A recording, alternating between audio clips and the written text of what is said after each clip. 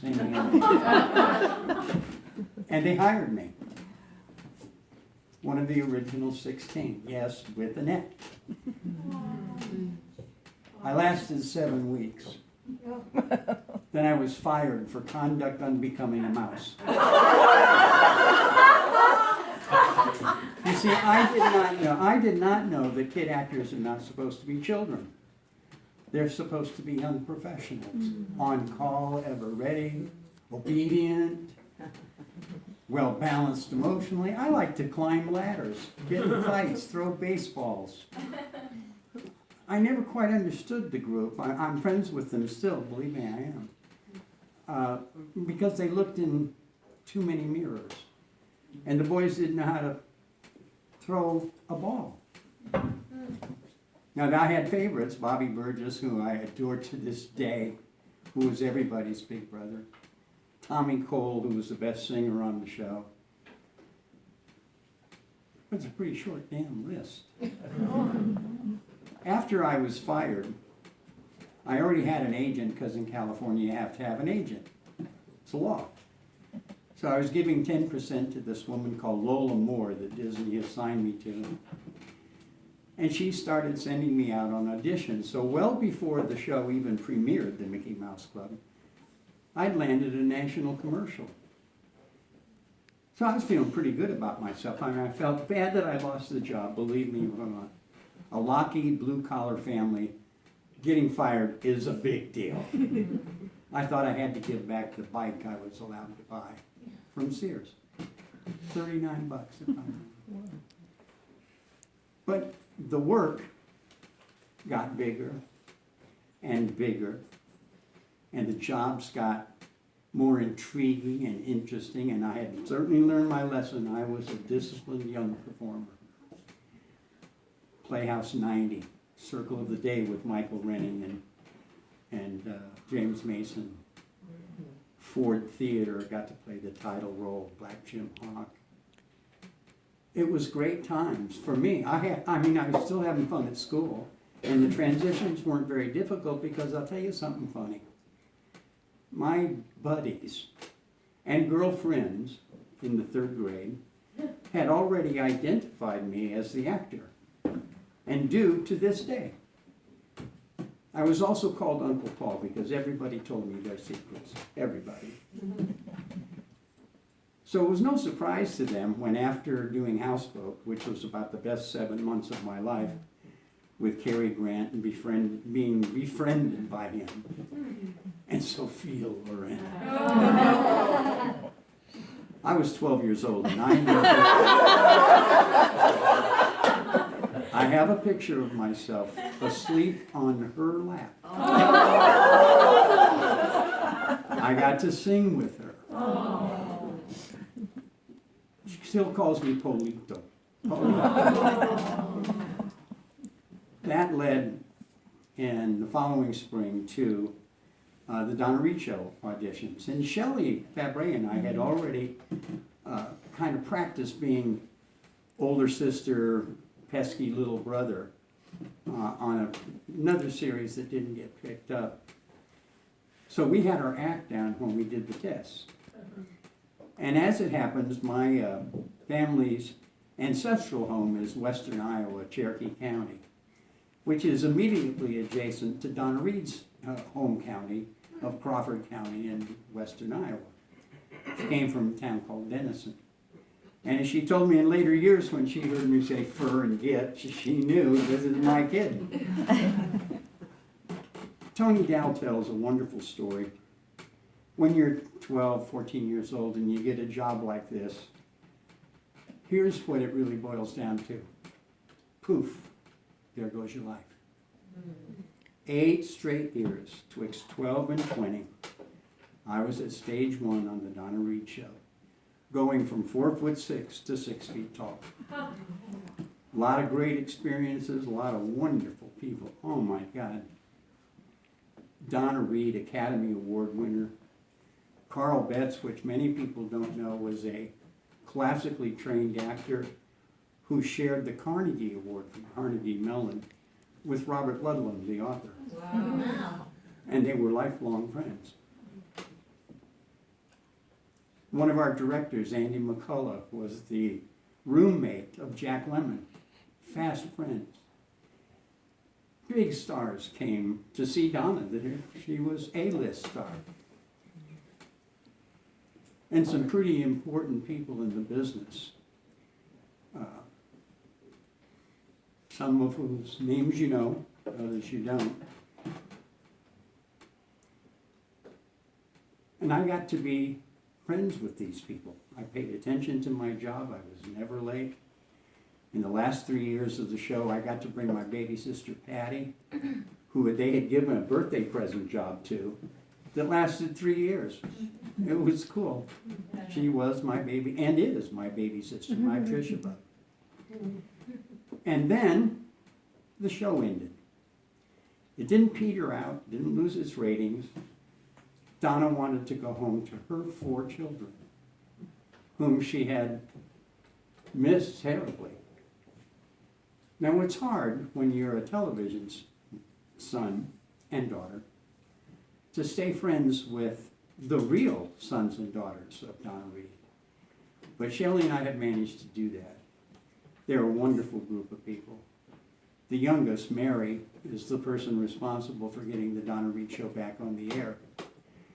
Whether it was TV Land or now Me TV, it's on every day. But Mary made that happen. The 4 kids owned the first 5 years of the show, and that's why you see them. When the Donna Reed show ended, I believed, and my friend, Cary Grant, who had become my friend, and was teaching me, not just how to act, but how to be a celebrity.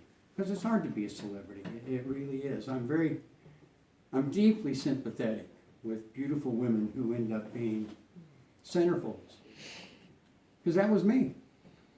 Right up on the wall in many girls' bedrooms. There's a lot of young men out there whose names are Jeff or Paul for reasons they are unaware of.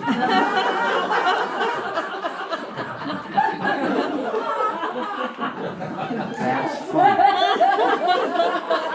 There you go. I get it. It is also true that I got to work with some extraordinary women. Tough and ambitious, talented, and drop-dead gorgeous. Donna Reed, come on. Oh, yeah. It's a Wonderful Life. Just think of her talking to Jimmy Stewart on the phone. She was great to be with. In front of people, I called her Miss Reed till I was 26 years old, 6 years after the show. And she finally leaned across the table at the bistro and said, "Paul, I think it's time you started calling me Donna." But she had to tell me that. I would never have presumed. Because she was a wonder to behold. People say, "Well, how was she to work with?" It's hard to describe. In 8 years, a lot of things can happen on a set, in life. There were divorces, there were death threats, there were all sorts of things. And let me show you the maddest I ever saw Donna Reed, who owned the show, was the star of the show, and kept everything together. This is Donna at her maddest.